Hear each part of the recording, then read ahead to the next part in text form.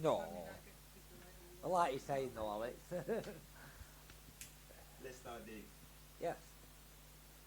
What's your name? My name is David Richards. I come from the Wigan area, and I'm now residing at the Whitworth area. How old are you? 38. Tell me about you growing up. Well, basically, from a young age, it was a bit hectic because my dad used to bash my head all over the place, and he used to bully me and treat me like rubbish. So, really, that kind of pushed me towards alcohol over the years. So, I started really drinking, like at night times, because my dad used to come in and like beat us up, all the time. So I used to drink to compensate, for that. And I used to drink probably started off drinking a bit of cider at first, 3 litre cider, 7.5 volume. I used to drink about 3 litres of that at the night, and then in the morning I used to start at 6 o'clock in the morning and drink another 3 litres, and then drink again. How old were you when you started? I started drinking at the age of 13, but I had my first drink at the age of 11, my first taste. Yeah. And then I started drinking more heavier, and it got to the stage where I was drinking vodka. And then I was on the 70 cl's bottle of vodka, so I was drinking more and more of that. And then it was just making me more depressed and more dependent on the alcohol and that. So I was getting more dependent on that, and it was making me upset, angry. My attitude was a lot worse towards people, because of the drink and that. So my attitude was a lot bad towards people, and then obviously I had to slow down. Basically, my drinking it had to stop because I got a job. That's how I was putting the alcohol. Slow down a bit. I basically got a job at putting fences up, fence erecting and that, digging the hole, putting the base in, doing it all the fencing, stayed with my eyes closed, something like that. How old was you when you got your first job? Basically, I was 13 when I got my first job. I was 13 when I did quite a lot of things, actually. But I was 13 when I first got my first job, and I qualified in actual fence erecting within 2 months of being in it. Do you know what I mean? I can actually put the fence up with my eyes closed. If you tell someone how much you dig a hole, 2 foot, you dig a hole. Yeah. Post 2 foot, 32.4. Stick your base in, stick your post in, sorry. Measure your base, put your wood on, measure your wood, 2 inches spare. That's your fence up. It's quite easy to put a fence up actually. Not actually that hard, you know what I mean? But anyway, then I kind of moved on to an eye drug after that. Moved on to the heroin and the crack and the coke. And then it started then where I used to probably have about 3 bags a day. 3 bags of heroin and crack a day. So I used to smoke 3 bags of that and 3 bags of crack a day. And it wasn't good really, that, because it's quite, it is a lot of money, 3 for 25, so that's like 20, you've got to earn about £20 odd a day to feed your rabbit, do you know what I mean? So that's where a lot of begging comes in and that, to get me money what I need. Otherwise, because I won't shoplift, I won't do it like that, because I've got my missus and my girlfriend and that, I can't do anything like that, can't afford to get arrested, you get what I mean? So, yeah, so I started doing that, and then I earning me money to do it, so it was getting addictive doing the tapping as well. So that was addictive, getting the thing for the finger. What's addictive? Do you get what I mean? So yeah, so I was on 3 bags a day, and then I tried to slow down. So then I went on the Methadone. So at the minute now I'm on the Methadone. I'm taking 60 ml of Methadone a day, and at the moment I'm just using spice at the minute on top of it. Just spice at the minute, and I don't know how much. I think I might smoke about £20 of spice a day. Yeah, about £20 a day. But I'm trying to slow it down. Like, I'm not smoking a lot because it's getting ridiculous. It really is getting ridiculous. Like, 'cause when I run out, I'm checking all floor, you know, see if I can find any bits. You know, 'cause it's strong stuff. So if you find a little bit and you put it in a Rizlet, you're stoned again. You know what I mean? No, it's right, isn't it? It is, it's right. What other drug do you smoke? Just heroin and crack and spice and weed. And weed. Yeah. So, And how did you start smoking crack?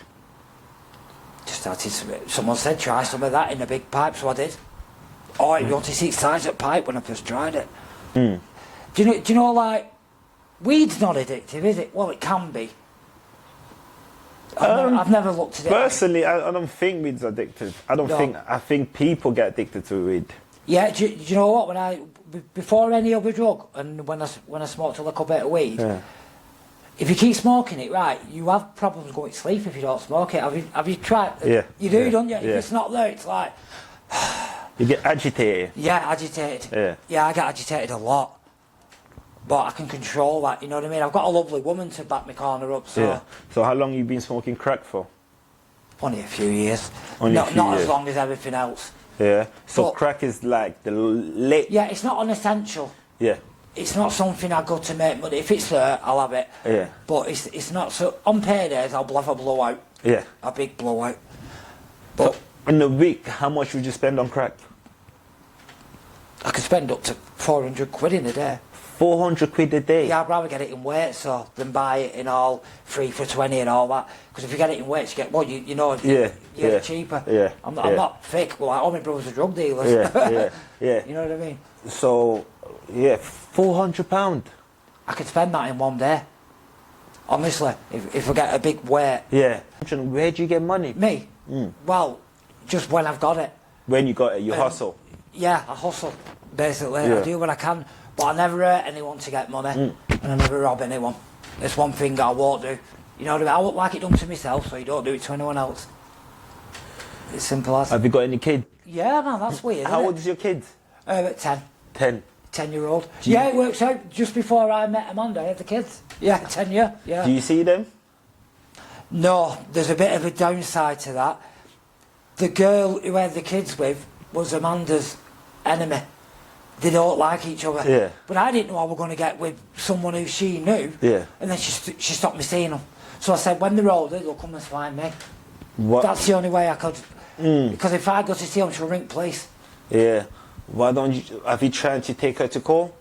No, I don't believe in all that call. Bringing kids into... Because then social services get involved. Yeah. And, like, yeah, just through, like... Because they'll say, well, why is she stopping him seeing? Because she can't just say, because I'm with one of her enemies. Yeah.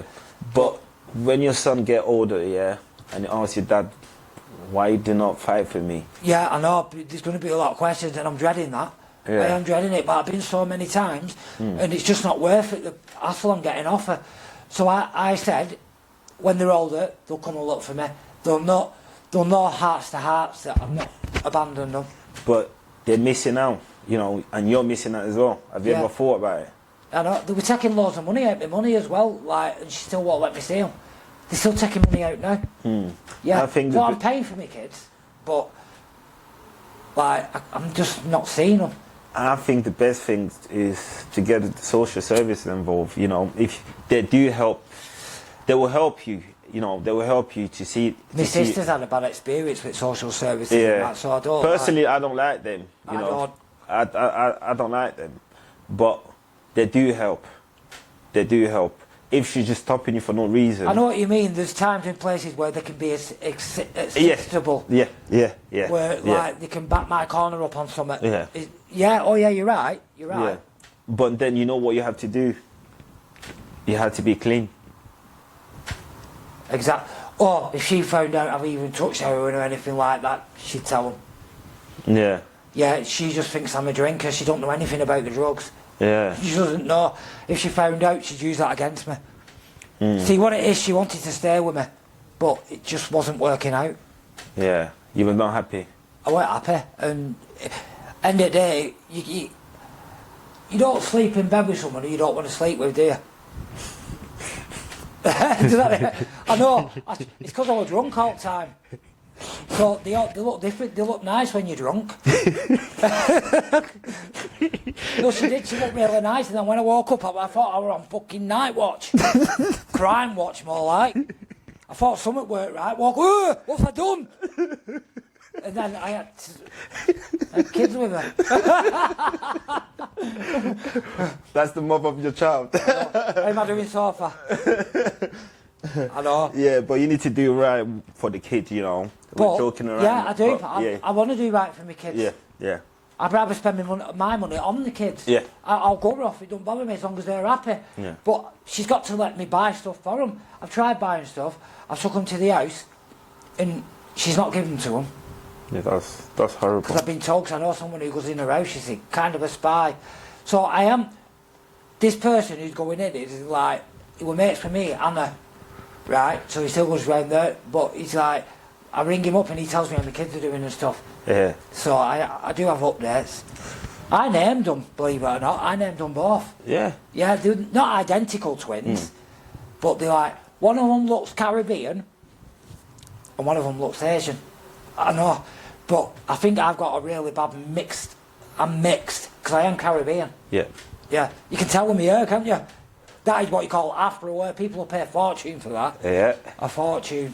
You would though, wouldn't you? Yep. You would? Nice Afro hair. It is Afro-Caribbean. Afro-Caribbean. Afro-Caribbean, yeah. Yeah.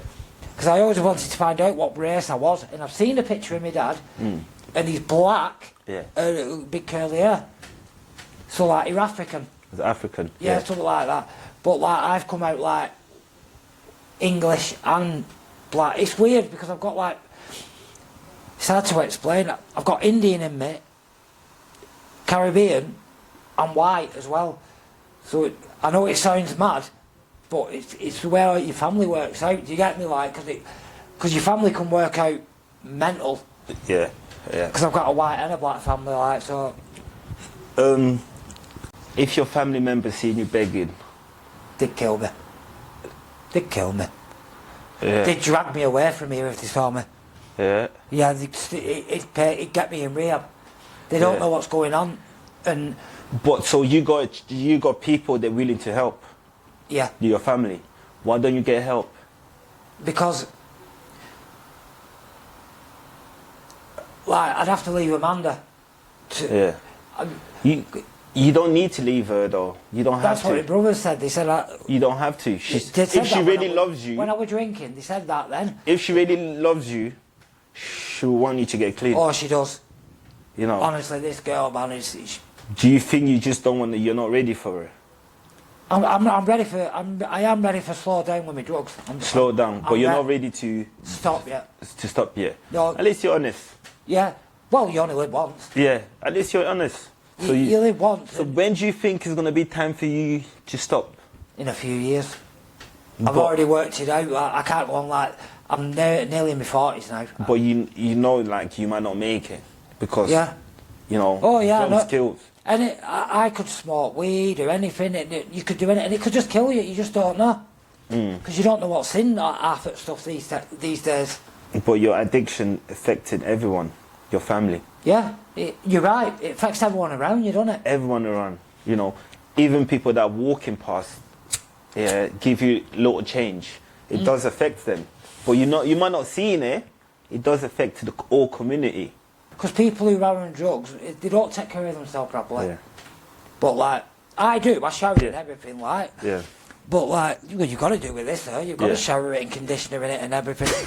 you have to. Look at it. It's been washed this morning. I'm a funny guy, aren't I? Yeah, but yeah, so I would like to say good luck. Oh, thank Hopefully soon, when you're ready. Good luck to you when you're ready to get clean. I'm glad we've had this You chat. know, I'm so happy we had this chat. You know, Yeah. this is for awareness. You know, Yeah, I know. Like, I got a last question to ask you. If anyone ever thought about trying drugs, what would you tell them? Don't even bother. In that accent, don't even bother. That's it. If you want to end up like me, don't even start it, don't think about it, leave it, have a life. Yeah. Do you know what I mean? Yeah. Have a life. Yeah. Because if you try that, you will not have a life, and you have to build it back up. You know what I mean? And that's what I have to do now. Yeah. Start from scratch. Yeah. Like I said, you see my girlfriend, you'll understand why I need to sort myself out. Yeah. You know what I mean? And I wish you good luck with it, bro. No, thank you. Good luck. I And mean take that. care. Thank you. Thank you for watching David's story. We're now going to talk a little bit about it. And before I forget, if you like what you see, please don't forget to subscribe. So, David. Oh, he's a funny character. Literally has me in stitches, even though it's a really serious subject. But I feel sorry for him because he's been abused when he was a kid. I don't think he understands the severity of his situation. Like, I think to him, like, which is fair, like, fair enough. I think it's probably a good way to be. But to him, like, his lifestyle, his problems, they're not that bad. Yeah, he just take as a comment. Yeah, like he's quite he chill. doesn't complain. No. But He's if he chilled out about it all. if he was getting abused by your dad by the age of 10, 11, Like being beaten up and, yeah. and that's when you start drinking. Because where are you safe at that age? If your home's not safe, it's not like if you're an adult in that situation and you maybe have a difficult relationship with your parents, Yeah. you can move out or find your own home. But at that age, like You the can't. home's meant to be your safe place, and when home's no longer your safe place, is it any wonder that they turn to substance abuse? That's when you start drinking. Started drinking cider. Which I don't... Like, I would probably say that most 13-year-olds probably drink. I don't think it's the age. I think it's the quantity he was probably drinking at that age. Like, it's not just an odd few drinks with your friends, is it, on a Friday night? But the problems are, how come no one noticed he was going through this? How can school not have noticed? That's the problem. But then he said he got his first job at 13, so was he even going to school still? No.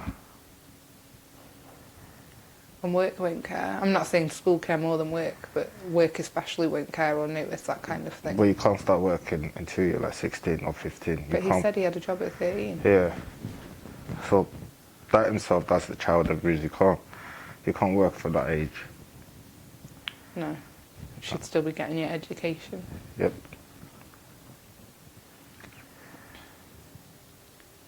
But then that kind of leaves you like obviously we've not clarified that with him, whether he was still going to school and working or whether he left school. But say if he left school at that age, he's going to have no GCSEs, nothing. No. That then, to a point, I'm not saying completely, but to a point dictates your future. As in, it will definitely dictate some jobs that you can and can't do if you haven't got the right grades. The basic. Yeah. Yeah. Like your English, math. Science. I don't know about science, but English, math. Science? A lot of them want science. A lot of them, you have to have like at least a C grade in English, math and science. Science? Hell no. Well, I know, I don't agree that science is important. I'm just saying. I'm just saying, I think the basics like English and math. And science. English and math. And science. Anyway.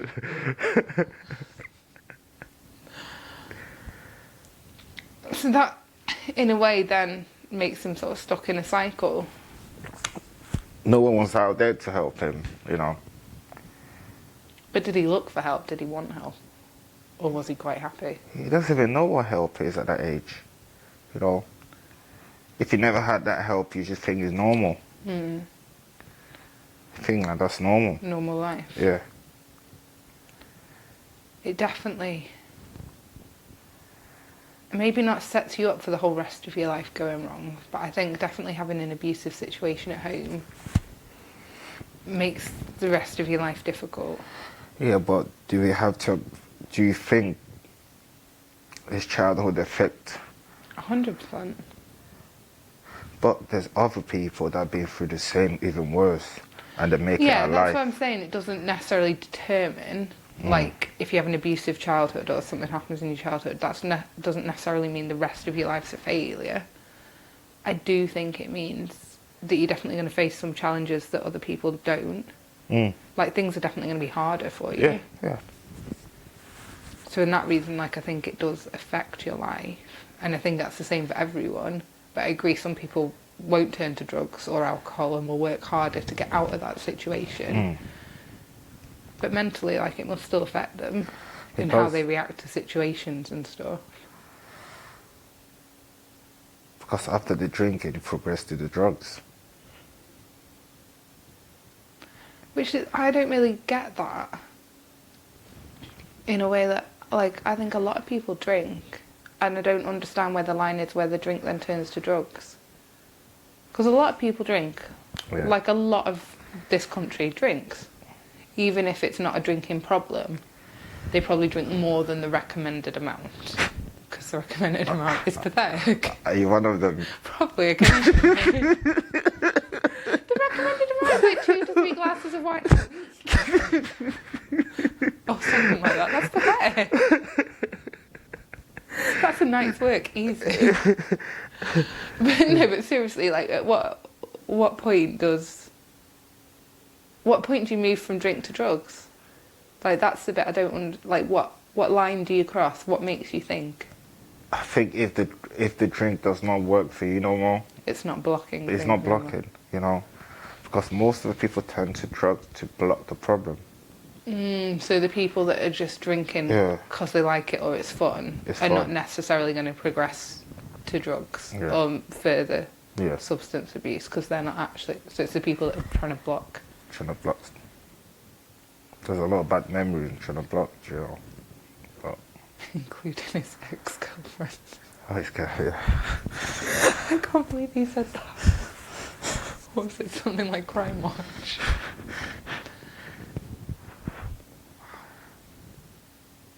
I think David just got a lot of problem, but he's not minding up. Another point I wanted to discuss, when he was talking about the methadone, and obviously quite a few of the people we've talked to are on methadone, do you think it helps?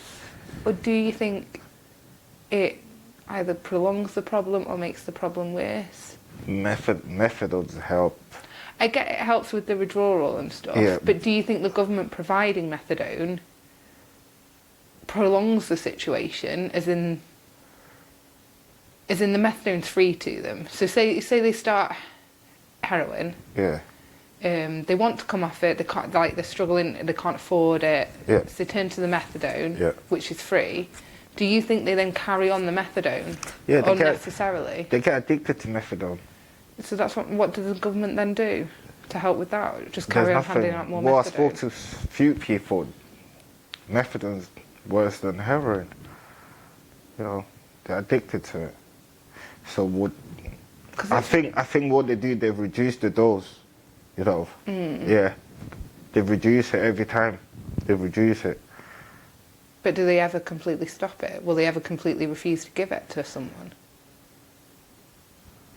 No.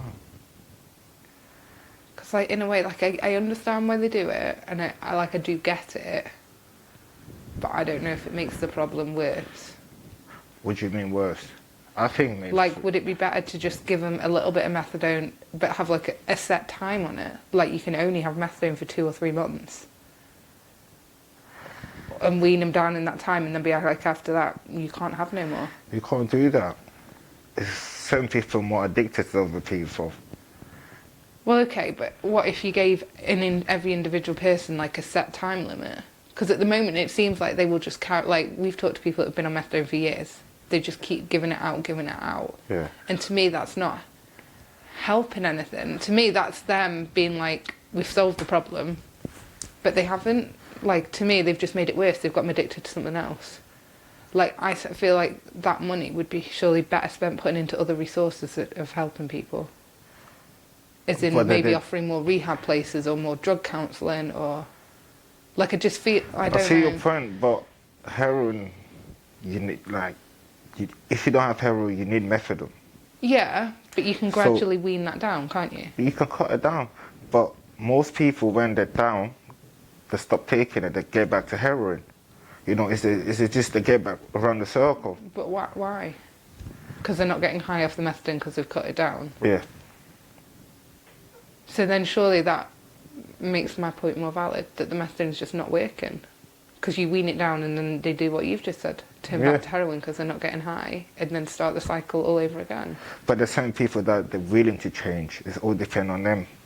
People that Will are you willing. actually die if you don't have methadone, or is it just really bad withdrawals? So you can die. Yeah. If you've been taking it for 20 years, And you just stop. you just stop, you would die. I guess it would be a point of looking at everyone individually, but then they've not got the time or the resources to do that, have they? No. I feel like there's so much more that could be done, and I feel like methadone's almost like sticking a plaster over a big wound. I think people don't care about it, especially people's on crack, heroin. Nobody cares about it.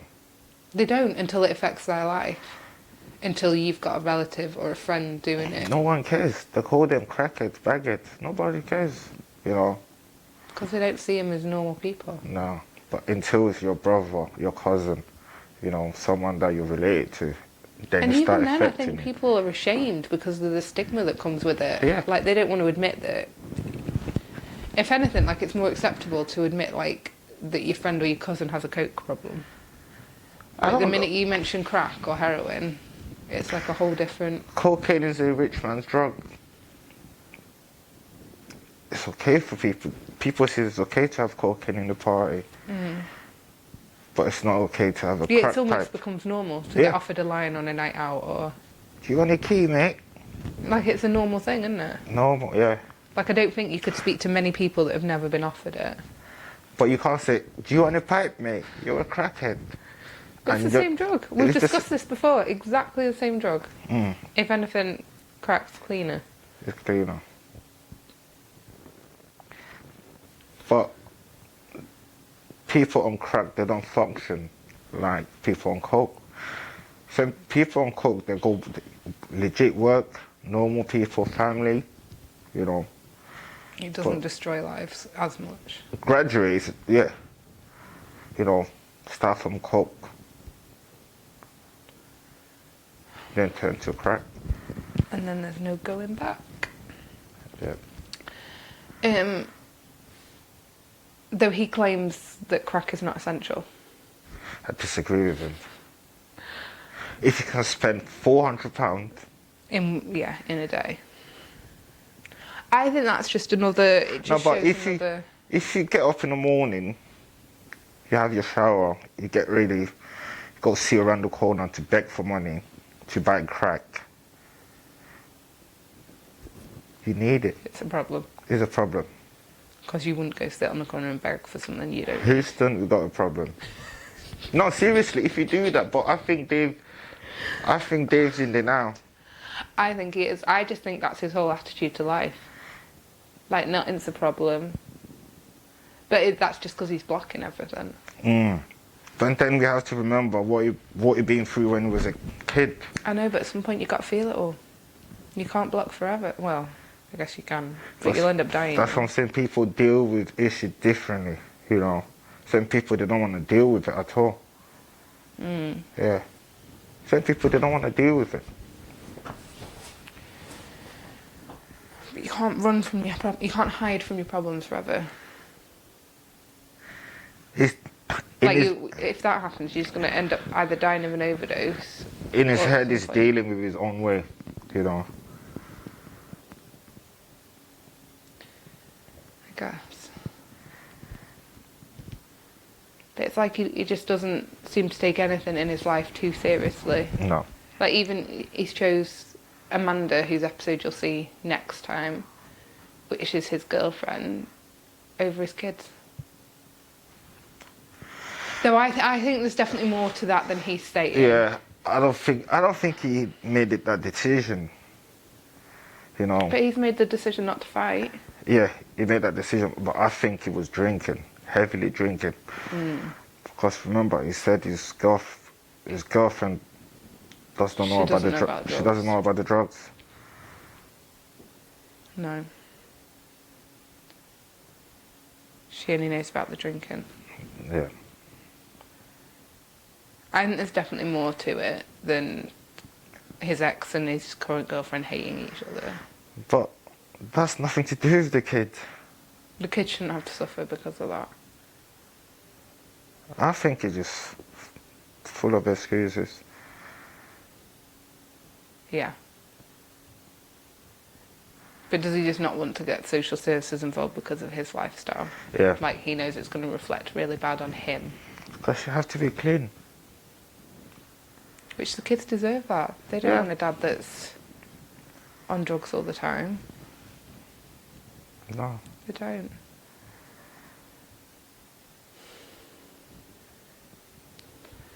It's just sad because in a way, like, I know he's not beating them like his dad beat him. Yeah. But in a way, like, it's a vicious circle, isn't it? But he's missing out, like 10 years, he's missing out. And they're missing out. Yeah. But there's In not, fact, he's not even trying. there's nothing much that the kids can do, but But he just thinks they'll come to him when he's older. What if Nah. they don't? I'm not sure they will. What if they think Don't my dad money. hasn't wanted anything to do with me for the past 16, 18 years? Why would I go look for him now? but he doesn't think like that. He just thinks they'll come to him in a few years' time and he can just easily explain it away and get straight back into being their dad, and I don't think it's going to be that easy. But now, like, he made his new family, he got a girlfriend. Amanda. Yeah. But he's working for the both of them. They seem quite happy with their little life, them two. Like, they seem comfortable with it, Yeah. which is good in a way, but it also means surely they're less likely to change if they're comfortable. But there's something about David I think is very selfish, because he can get help. His family can help him. You know. Yeah, That's it amazes so- me that his drug addiction is so secret. Yeah. Like, no one, his ex doesn't know about it, none of his family know about it. The only thing is drinking. Yeah. That's, for So you me, almost put to a point where no one can help you if they don't know it's a problem. for me, that's selfish. Mm. You can get the help. Yeah, he said they'd send him to rehab, didn't they? Yeah. But it doesn't, Doesn't want the help. you know. Because he's not ready. He said it himself. Like, he thinks in a few years' time, maybe. Like, he's got no intimate plans? No immediate plans. All right. Stop.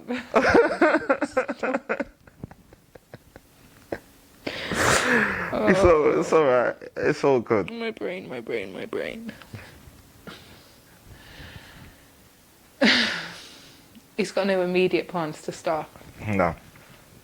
Because you don't. He don't want it, but he don't see that he's got a problem. For me, that's a problem. Not admitting you've got a problem. Isn't it now?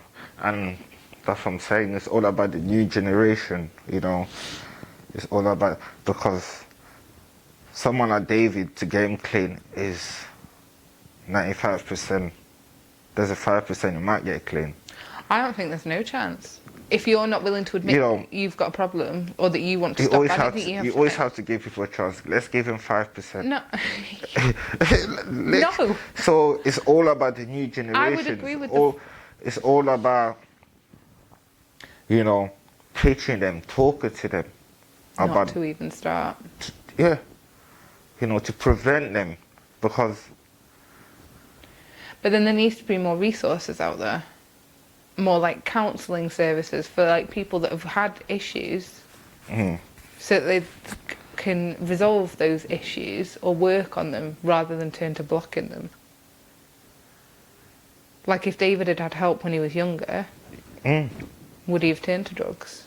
I mean, we'll never know. That's a big question mark. But I don't believe that though, because there's people been in worse situations. I know, but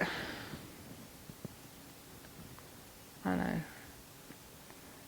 But everything affects people differently, doesn't it? Yeah. Like, some people are strong enough to get through a certain situation, other people just can't even face that situation and just want to block it out and not have to ever think about it again. I do believe in like that drinking to block all the issues. I believe in, you know. Problem with all these ways of blocking, like drink and drugs, is one you're gonna wake up sober. And then you have to face Then the you have real. to face it. So it's a short-term solution. It doesn't solve it. So basically, so then they put the drink on repeat. No, seriously, that's what they do. They put that on repeat. Yep. So that's terrible. And then there's almost no way out Wow. without trying real hard. Like he said at the end, I can't quite remember how he put it, but the bit about, what was it, something about you have to rebuild your life. Like, you destroy your life and you have to rebuild it from scratch. That's what he's planning to do. That's what I say. You have to give him that But 5%. that's what drugs and alcohol do to you. You literally have to start your life. It's not even starting from scratch. Like, I think it's harder than that. Like, it's harder than starting from scratch because you've got so many other stuff you've got to work through. It's not like you're just starting from nothing and building back up. You're starting from, like, below nothing because you've got your addiction to battle and... First. Yeah. Like, it's so much harder than just starting from scratch. Like, say, like, if I lost my job and my house and I was literally starting from scratch, I think David's situation would be harder because I would be starting from scratch without having to battle an addiction. He's having to start from scratch and battle the addiction. Yep. Like, it's worse, it's harder. I can see why a lot of people don't get out that life or find it extremely difficult. And his girlfriend support him, you know. What do you think about that? I think it's a bad combination. Oh, why?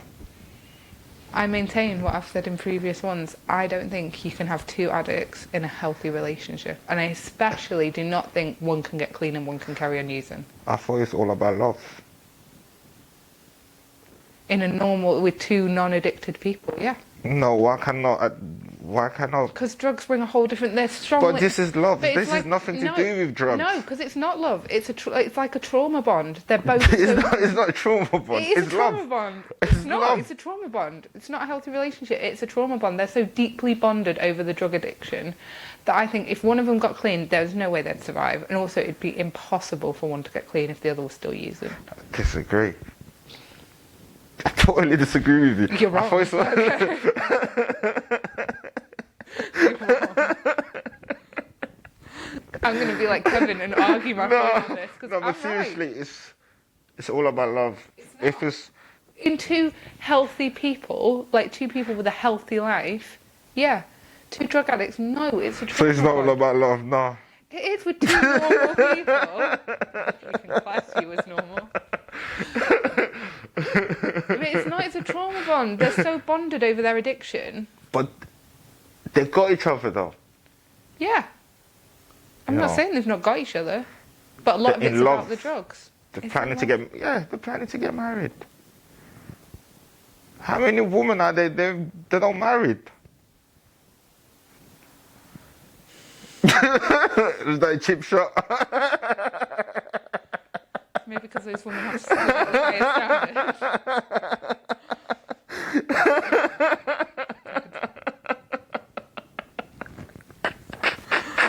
I'm pretty sure I could go marry a drug addict. Are you sure?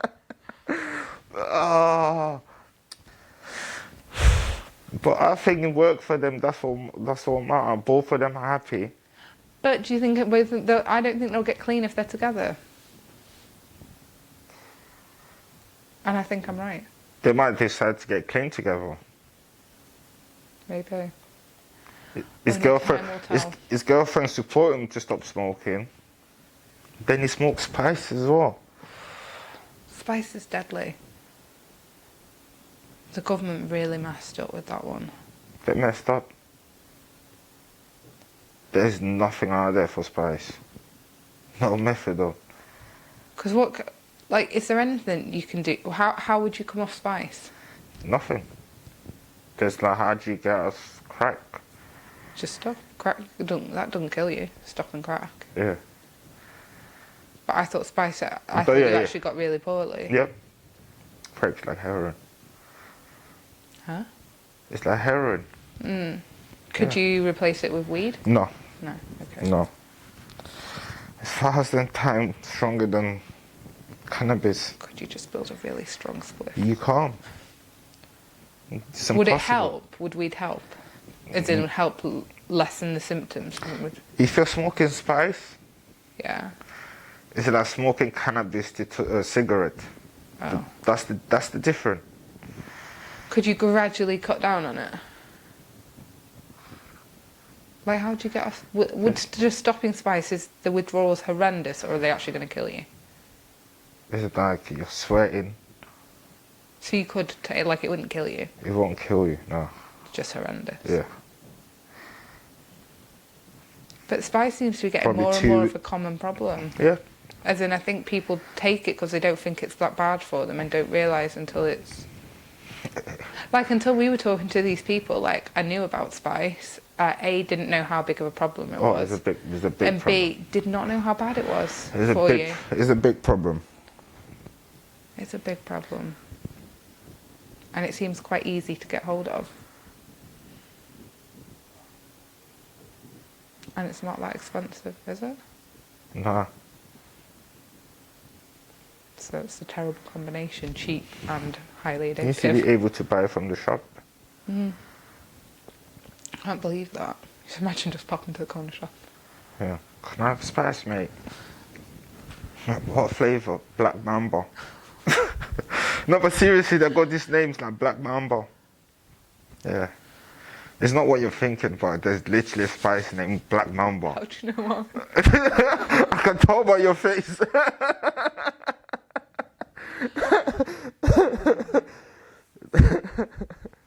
It's like going to a corner shop now, or like if you tried that now, it'd be like going there and out with like 3 stones. Yeah.